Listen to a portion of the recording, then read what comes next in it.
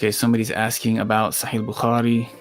Jazakallah khair for the chat. I'm not sure. I'd have to look up that hadith, but thank you for the super chat. Appreciate it. Sahih Bukhari 3199. The Prophet asked me at sunset, "Do you know where the sun goes?" At the time of sunset. I replied, "Allah and His Apostle know better." He said, "It goes," i.e. travels, till it prostrates itself under the throne of Allah and takes the permission to rise again, and it is permitted, and then a time will come when it will be about to prostrate itself, but its prostration will not be accepted, and it will ask permission to go on its course, but it will not be permitted, but it will be ordered to return whence it has come, and so it will rise in the west. And that is the interpretation of the statement of Allah in the Quran, and the sun runs its fixed course for a term decreed. That is the decree of Allah, the exalted in might, the all-knowing. Okay, natural believer. So Fareed Responds made a video about this explaining it. So you can go and check out his channel, Fareed Responds.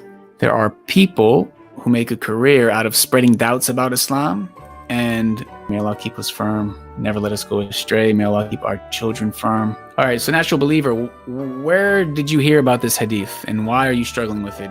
If you're listening to people who make careers out of filling your mind with doubt, then that's a problem. You should not listen to people like that. Okay, if you listen to the wrong people, they'll have your mind all messed up. Why do you think people worship Iblis? Because they follow Iblis, they follow the wrong people. They surround themselves by things that they shouldn't, and they get convinced, and things become confusing for them, and they go astray. So it's very important to watch what you expose yourself to. If you are exposing yourself to things that are going to cause your iman to decrease, then that's a problem, and you shouldn't do that.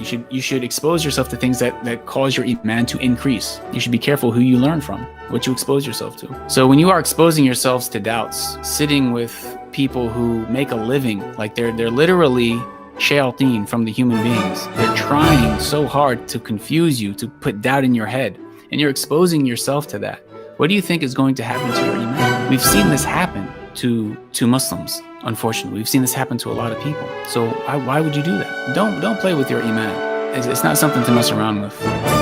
Wow. So basically, don't listen to people who make you think differently. It's dangerous. It is dangerous to expose yourself to different perspectives, to dare to think. According to him, if you listen to people like myself and other critics of Islam, then you are very likely to lose iman, to lose faith in Islam. What you should do is to not do that, but to simply associate with Muslims and listen to Muslim preachers, not engage with devils like us who make you think. I think it is only healthy that we, as intelligent human beings who can think, who are intellectually advanced, to explore different ideas and opinions, and to make sure that we are not brainwashed, not limited to a certain way of thinking which is in contradiction with our ability to think in complex ways. Muslim preachers like Sajid Lipim will tell you that you should only listen to the advocates of Islam, whereas I will tell you that you should listen to both sides. Use your advanced, capable human mind. I don't think that I am stupid. I don't think that you are stupid. I don't insult the intelligence of listeners and others by assuming that they might be too stupid to be challenged by simple thoughts. I don't want a world where people are controlled in the way they think, where we must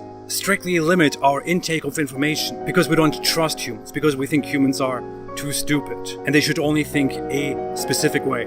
No, listen to both sides. Who could possibly blame you for using your human capabilities? As for the hadith in question, the quote of Muhammad in Sahih Bukhari 3199, it is very interesting that Sajid Lipim is unable to answer this question, either because he doesn't know about this specific hadith, or because he does know about it and he doesn't know how to answer it. It is quite simple. Muhammad says in this hadith that the sun goes somewhere, literally goes somewhere at night. It goes under Allah's throne, prostrates itself there, and comes back in the morning and rises again. Muslim apologists cannot answer the actual point of this hadith, which is that the sun goes somewhere. They instead try to focus on all the other problems in this hadith. Looking at this hadith, it is very clear, and this is a very authentic hadith by Islamic standards, that Muhammad is ignorant. Read it for yourself as a capable human with an advanced mind. See what it says and judge for yourself. Thanks, and stay away from Islam.